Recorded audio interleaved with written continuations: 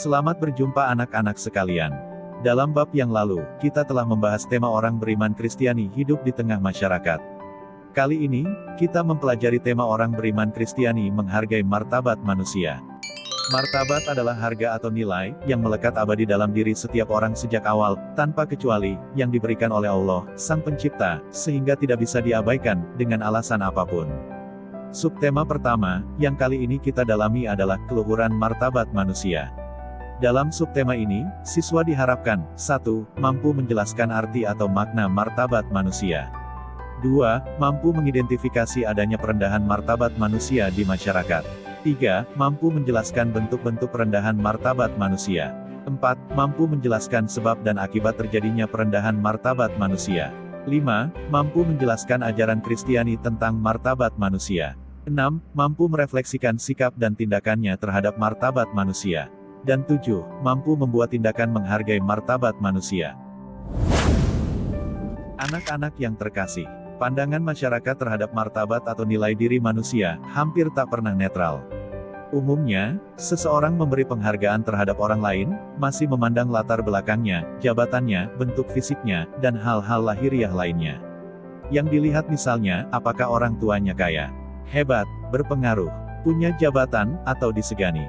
Apakah ia dari keluarga bangsawan atau kasta sosial yang tinggi? Apa jabatannya? Orang pentingkah dia di masyarakat? Apakah dia cantik atau ganteng? Apakah kulitnya mulus dan bersih? Apakah hidungnya mancung? Apakah dia cuci rambut ke salon atau di kamar mandi? Apakah dia orang pintar dan menguasai semua pelajaran? Relasi dan komunikasi manusia dengan sesamanya seringkali sangat dipengaruhi hal-hal macam itu. Saya akan menunjukkan beberapa gambar sebagai contoh nyata untuk kalian, terkait bagaimana masyarakat pada umumnya, membedakan nilai diri manusia berdasarkan emblem yang tak abadi. Bandingkanlah dua gambar ini. Gambar A dan gambar B. Bagaimana pandangan dan perlakuan masyarakat pada umumnya, terhadap orang dengan kondisi pada gambar tersebut. Ada yang paham? Siapa mau menjelaskan? Saya, Pak. Pandangan dan perlakuan masyarakat pada umumnya, terhadap orang dengan kondisi pada gambar itu sangat berbeda. Umumnya, orang dengan kondisi pada gambar A lebih dihargai. Jika orang seperti itu datang ke acara warga, ia ditunggui sampai jam berapapun, disambut dengan meriah, diberi tempat duduk paling depan, diberi kesempatan berbicara, dikawal oleh para bodyguard, dan diajak berfoto. Sedangkan orang pada gambar B kurang dihormati. Kalau berjumpa dengan orang seperti itu, malah dihindari atau diusir. Masyarakat pada umumnya, membedakan martabat manusia, berdasarkan jabatan atau pekerjaan. Begitu pengamatan saya, Pak. Benar sekali, Nak. Kamu ternyata mengamati perilaku diskriminatif terhadap sesamanya. Bagaimana pula dengan pada dua gambar di ini? Apa pandangan dan perlakuan masyarakat pada umumnya, terhadap orang dengan kondisi pada gambar tersebut? Coba kamu yang menjelaskan, Regina. Baik, Pak. Pandangan dan perlakuan masyarakat pada umumnya terhadap orang dengan kondisi pada gambar tersebut juga berbeda. Umumnya, orang pada gambar A dikagumi karena dianggap cantik, putih, mulus, menarik. Sebaliknya dengan orang pada gambar B, orang ini dipandang jelek, buruk, lusuh. Tidak suka orang melihat pribadi seperti itu. Bahkan ada yang mengejek dan mencibir. Umumnya orang terjebak untuk menghargai martabat manusia berdasarkan kondisi fisik, seperti alis, mata, gigi, kulit, dagu, rambut, pipi, dan lain-lain.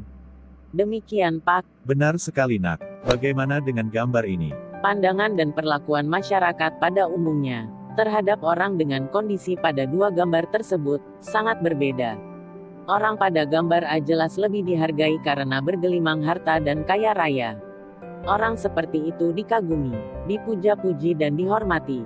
Sedangkan orang pada gambar B direndahkan karena miskin, kere, dan menggelandang. Dihindari dan dijauhi. Umumnya, orang miskin tidak dihormati sama dengan orang kaya. Martabat manusia diukur dengan kekayaan. Demikian yang saya pahami, Pak.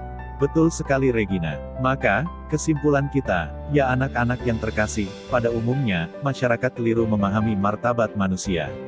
Manusia dihargai karena jabatan, pangkat, kondisi fisik tubuh, kekayaan, penampilan, pakaian, dan sebagainya. Akibatnya orang-orang yang tidak memiliki hal itu, akan disingkirkan dalam kehidupan. Mereka dibiarkan tak memiliki pengakuan terhadap harga diri. Padahal, nilai diri manusia tidak diukur dari hal-hal fisik yang menempel pada dirinya, melainkan karena semata-mata ia adalah seorang manusia. Apa adanya. Tanpa persyaratan apapun, pemahaman yang keliru itu membuat munculnya banyak praktik perendahan martabat manusia. Nilai atau harga diri manusia tidak lagi didudukan secara utuh sesuai kodratnya, sebagaimana ia dilahirkan atau diciptakan oleh Sang Pencipta, melainkan dijadikan seperti barang yang bisa dieksploitasi demi kepentingan orang-orang yang lebih kuat, lebih pintar, punya uang, dan punya kuasa. Manusia yang lebih lemah dijadikan objek oleh manusia yang lebih kuat. Ada banyak bentuk perendahan martabat manusia yang terjadi di tengah masyarakat. Antara lain adalah mempekerjakan anak kecil, kekerasan terhadap perempuan, perundungan atau bullying, perbudakan, diskriminasi ras, perdagangan manusia, dan sebagainya. Menurut kalian, apa kira-kira penyebab terjadinya praktik perendahan martabat manusia tersebut? Dan apa pula akibatnya bagi korban? Coba kamu Franciscus. Baik Pak, saya akan coba jawab. Pertama, penyebab mempekerjakan anak kecil adalah kemiskinan ekonomi, tingkat pendidikan yang rendah, dan paksaan orang tua. Akibatnya anak-anak kehilangan masa kecil yang indah, kebodohan tetap awet, dan anak-anak dieksploitasi. Kedua, penyebab kekerasan terhadap perempuan adalah adanya paham yang menganggap perempuan itu kaum lemah, adanya diskriminasi gender, dan tradisi paternalistik yang masih kuat. Akibatnya adalah perempuan selalu kalah, kurang kesempatan berkembang, dan selalu di pihak yang salah. Ketiga, penyebab perundungan adalah pergaulan yang salah, media massa yang tidak mendidik, adanya perasaan superior, dan pengalaman mendapat perundungan. Akibatnya adalah korban ketakutan, rasa percaya dirinya runtuh, dia merasa tidak bernilai, stres dan sakit hati, susah bergaul dengan sesamanya, serta mungkin akan melakukan tindakan serupa kepada orang lain. Keempat, penyebab perbudakan adalah adanya dominasi ras, kolonialisme dan imperialisme, ketimpangan ekonomi dan ilmu pengetahuan, serta sistem kasta dalam masyarakat. Akibatnya adalah terjadi diskriminasi ras, mendapat stigma bangsa kuli, selalu disingkirkan dalam pergaulan, dan korban sulit berkembang. Kelima, penyebab perdagangan manusia adalah buruknya ekonomi keluarga, dan rendahnya tingkat pendidikan. Akibatnya adalah korban mudah dibodohi dan ditipu, kehilangan kehormatan diri, diperlakukan sekelas barang dagangan. Demikian pendapat saya Pak. Benar sekali jawabanmu Nak. Memang banyak sekali praktik perendahan martabat manusia yang terjadi di masyarakat. Selain mempekerjakan anak kecil sehingga kehilangan masa kecilnya, kekerasan terhadap perempuan, diskriminasi gender, bullying atau perundungan, diskriminasi ras, perdagangan manusia, dan sebagainya, kita bisa sebut contoh lain seperti mengejek, memaki, memukul, menyepelekan sesama, dan menyamakan orang dengan hewan. Apakah kamu pernah mengalami harga dirimu direndahkan? Cobalah tuliskan pengalamanmu dengan mengerjakan kolom ini.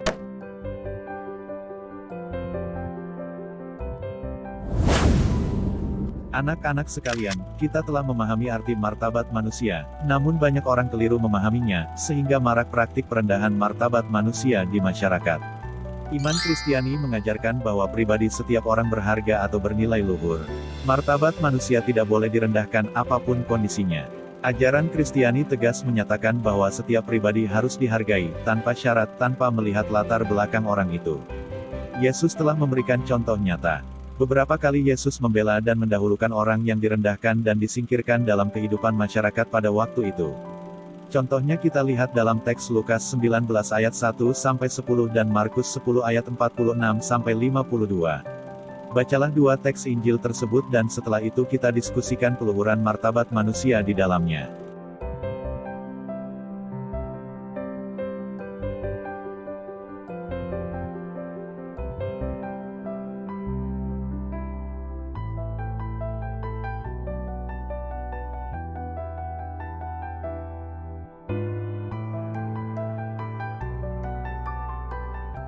Anak-anak yang terkasih, teks Lukas 19 ayat 1-10 tadi bercerita tentang Zakheus.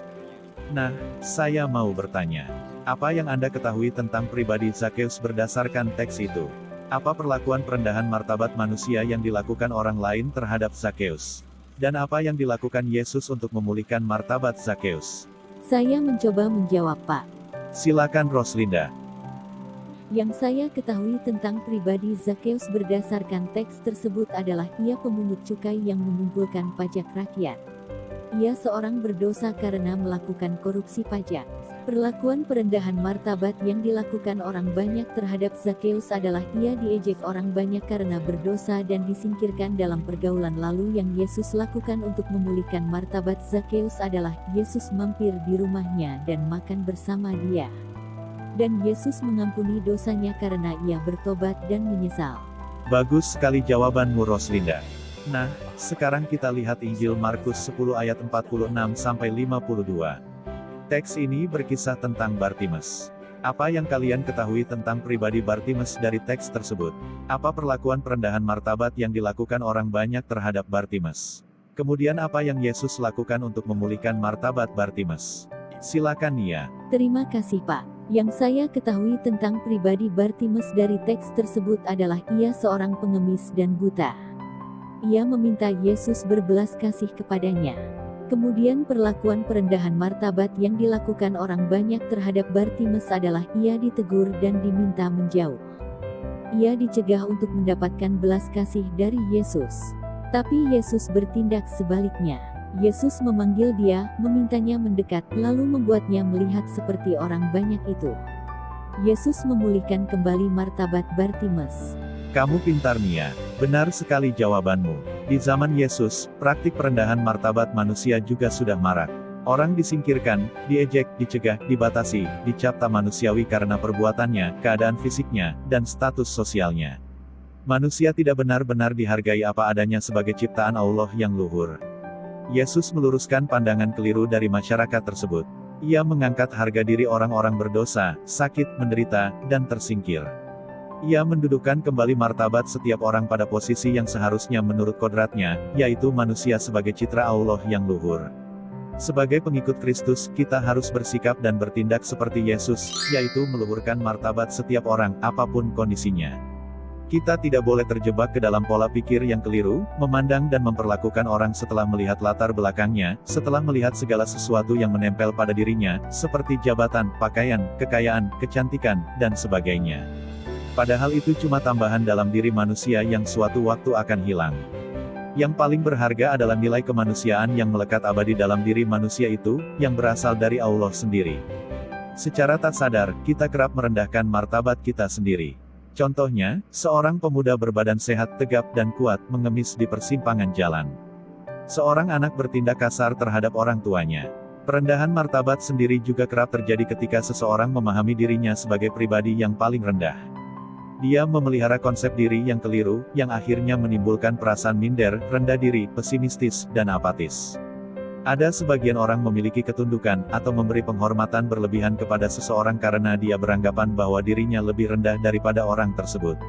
Allah menganugerahkan kepada kita akal budi sebagai terang agar kita dapat mengenal diri kita lebih baik dan menyeluruh. Mengenal diri lebih baik memungkinkan kita memiliki sikap yang tepat terhadap diri sendiri. Sebagai pengikut Kristus, kita harus menghormati pribadi setiap insan, yaitu pribadi sesama dan diri sendiri. Apakah kalian sudah menjunjung tinggi martabat diri sendiri dan sesama? Kerjakanlah refleksi berikut.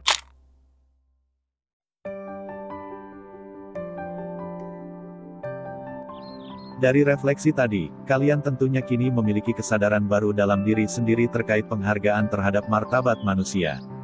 Dari sejumlah pernyataan refleksi, mungkin ada yang kurang maksimal skornya.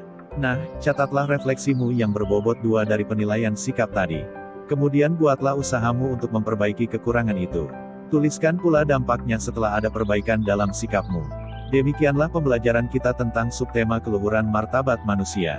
Marilah kita menghargai pribadi setiap orang, tanpa melihat kondisinya, tapi semata-mata karena ia adalah manusia. Terima kasih.